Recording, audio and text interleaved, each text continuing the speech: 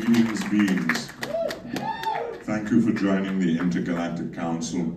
We are very, very excited for your inevitable viewing and grooving with what it is, this comedy that we're about to see. This is a high-energy comedy. You see a lot of familiar faces. Really, Kumail Nanjiani is going to be in it. Lemley Oberhofer, Crib Mortensen, Dalston Murphy,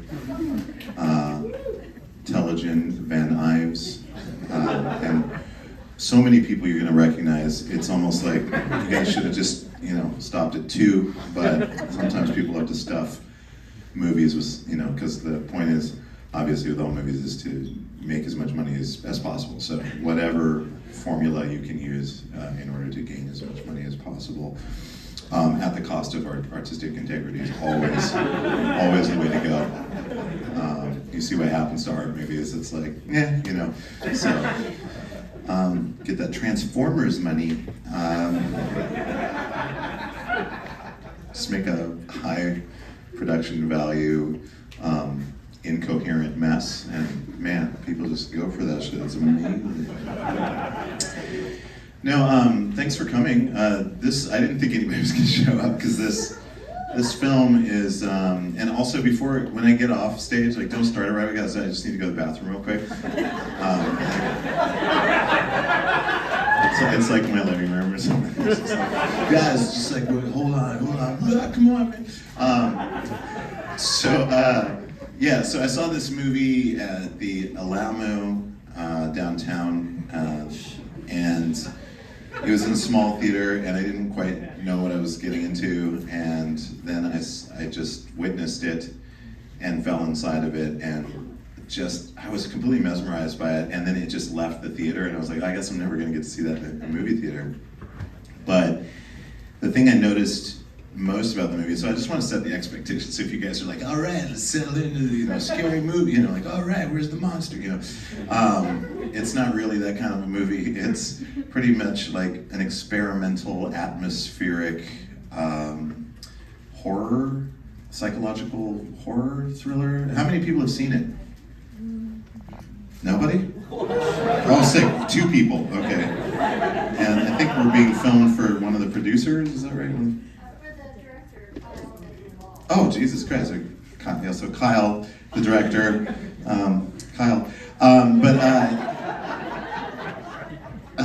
Congratulations. This truly is, to me, it's a masterpiece.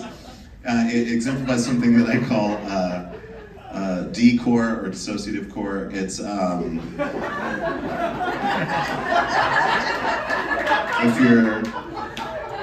if you're on K, super rad. It's a match made in heaven. But if you're not on K, it's still just as dissociative. So you're good either way. There's not a lot of dialogue. It's a lot of shots of space, and I kind of don't want to give away some of the things that I noticed about the film, because I want to talk about it afterwards and see what you guys think. But basically, I just want to say this: I think it's a brilliant film. I think it needs to be seen more in a way. It's kind of an anti-film to most of the things that we watch. But just kind of, all I would say is just kind of fall into the reality of it. Just think of it as like a mesmerizing or a hypnotic aesthetic meditation. It's, for me, I think there's something that happens really amazing, an amazing thing that happens towards the end of it, and we'll talk about it later and see if anybody vibes the same way I do. And again, if you guys are just like, what the fuck, I'm out of here, I totally get it, because I'm always prepared for that. Sometimes when I choose things, I'm like, no one's gonna want to hear it. But I think it's just great how they play with audio and video, and it's shot on multiple formats, so it has a constantly shifting image quality, and the sound is very, you're hearing a lot of white noise, but you're hearing when the camera angles change or the cameras change, so you're like,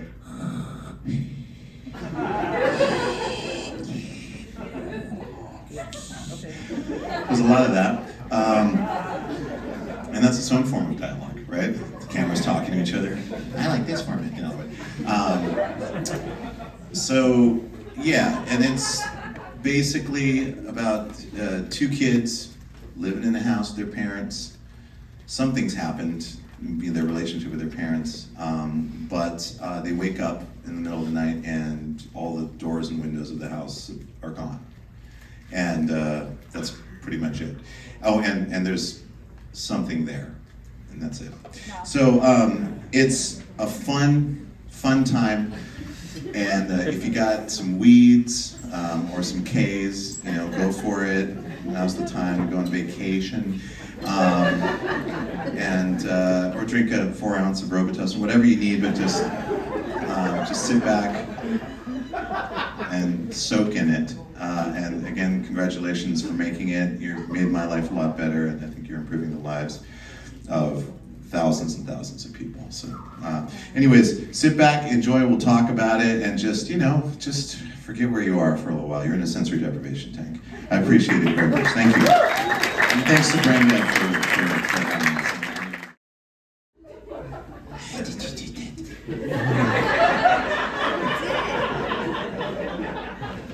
It's gonna be the sexiest thing you could whisper in your lover's ear.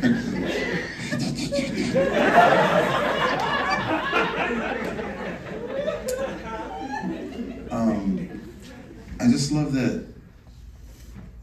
That ending is sick as fuck. I think it's one of whatever you thought of, like whatever you went through. It's like sometimes that's what I love about film and art in general, but it just completely tests you to all kinds of, you like the bedroom scene alone. I love that scene. It doesn't give you anything.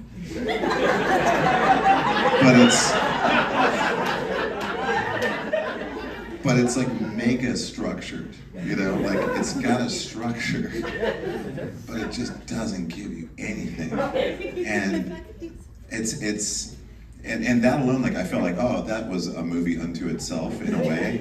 You know, there are like a lot of moments, and the interesting thing is that you become familiar with the house, which I think is kind of fascinating. Like that, there's not. I mean, obviously there are many films that it's based around a house, and you kind of get to know it. But this one's it's a mixture of like the flash memories you have as a child, and taken from the perspective of being a child, and how small things and textures and noises and geometry really affect your psychology. And I love that vibe. The telephone shit, like the 911. I'm like, what the fuck is it? Like on a 911 call, finally, but they can't get an outside line in the beginning. But then they can, or he can, Kevin. Say hello to Kevin.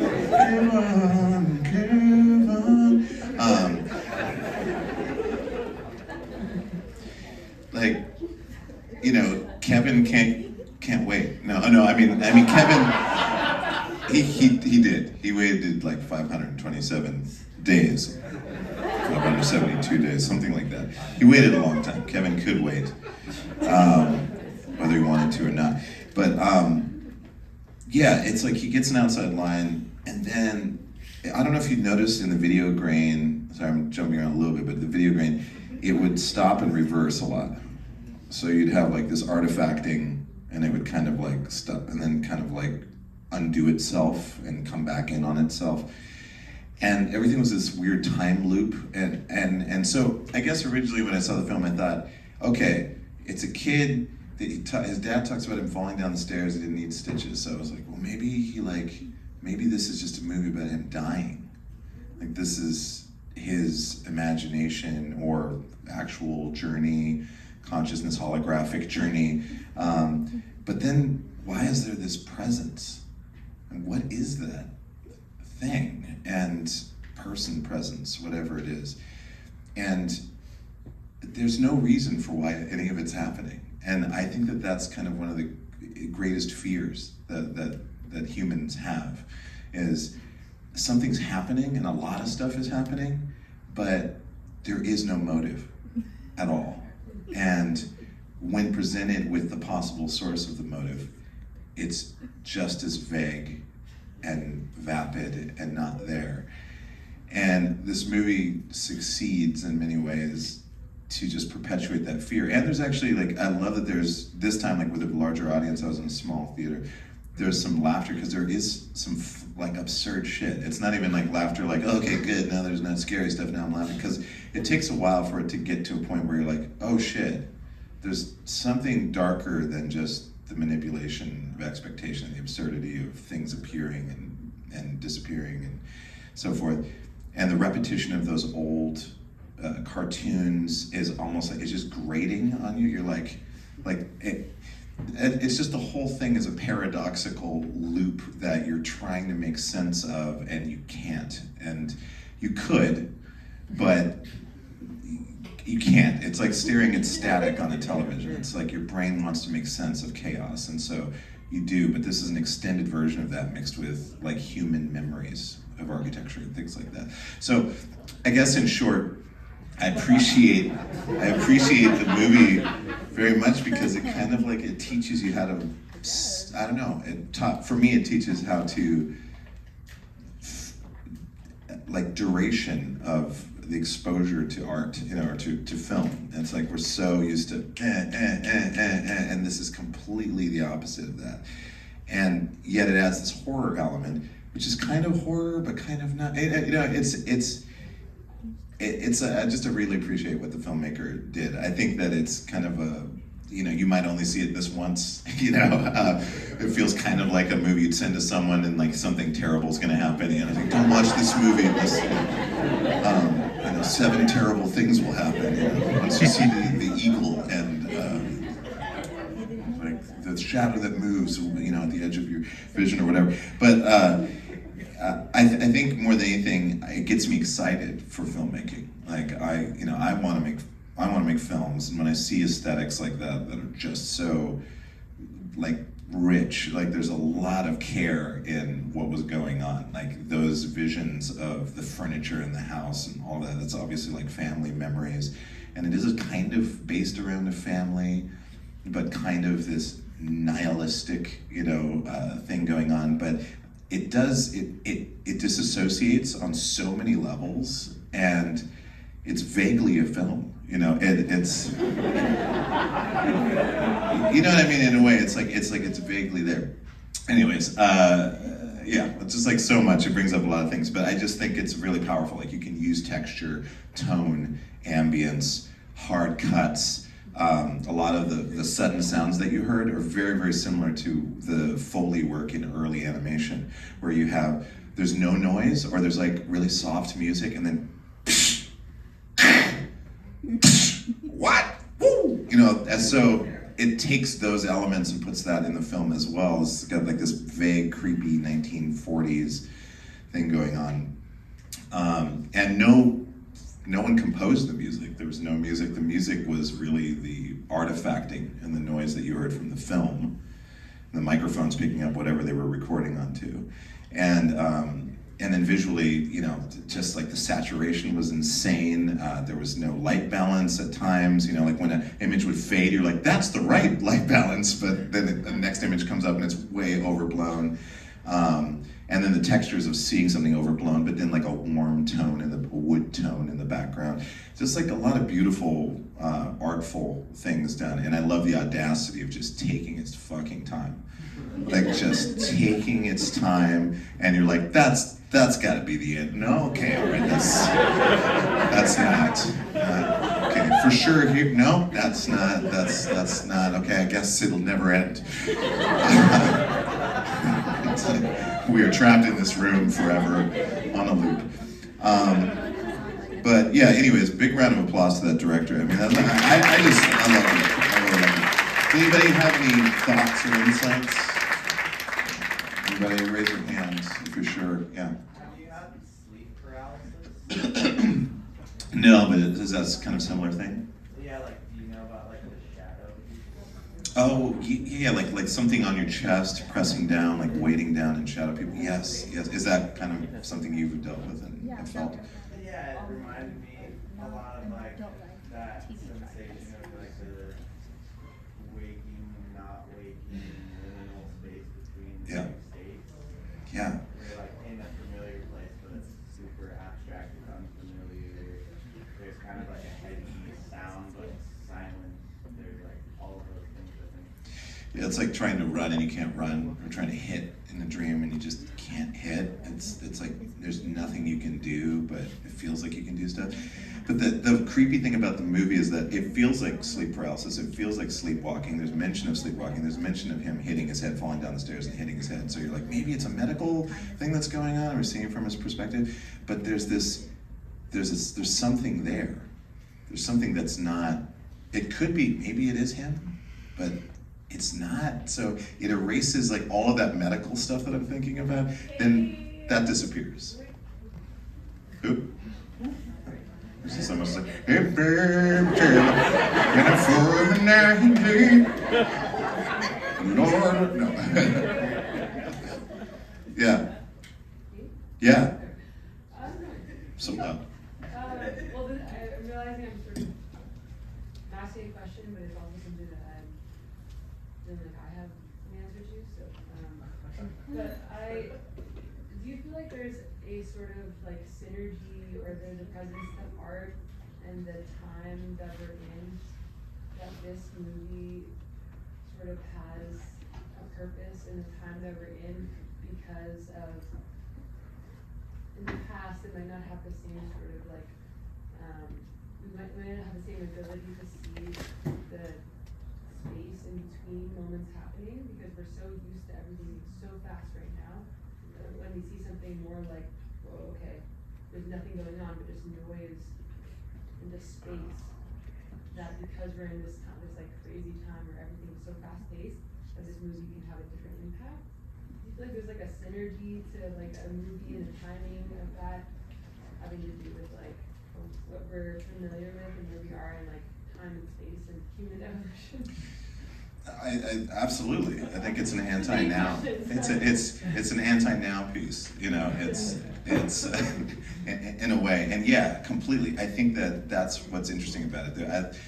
There are like there was a time when I was in art school, and I won't go on much longer. I know you guys gotta go to your big huge parties, but it's like, I'm fucking pumped, man. Let's fucking do this.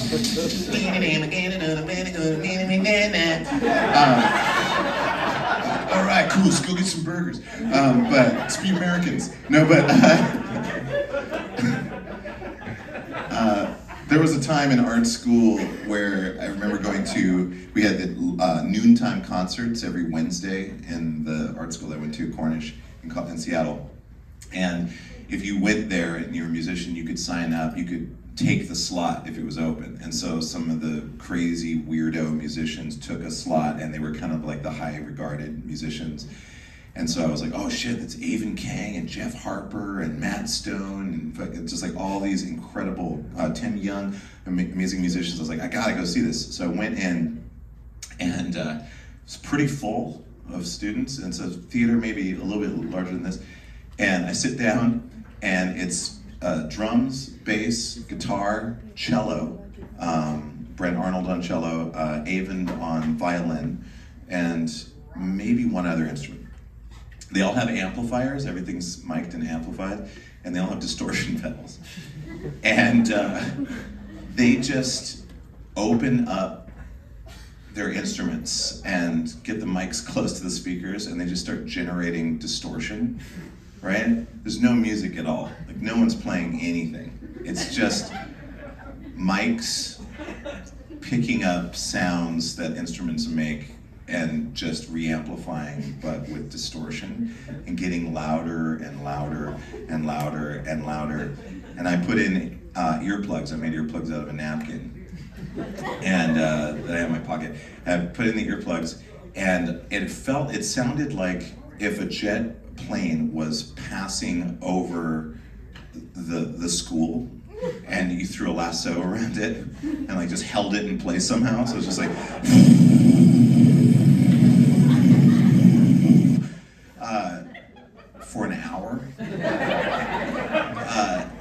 had the earplugs in and I just closed my eyes and I was like in the kind of the middle of the theater and I was just rocking back and forth. Like I was hearing, like it just felt like it was, I don't know, there was like some kind of rock shit going on. And I remember like it finally dying down, it just kind of faded out. And then I opened my eyes and there was nobody around me. Everybody left. And it was just me and the musicians.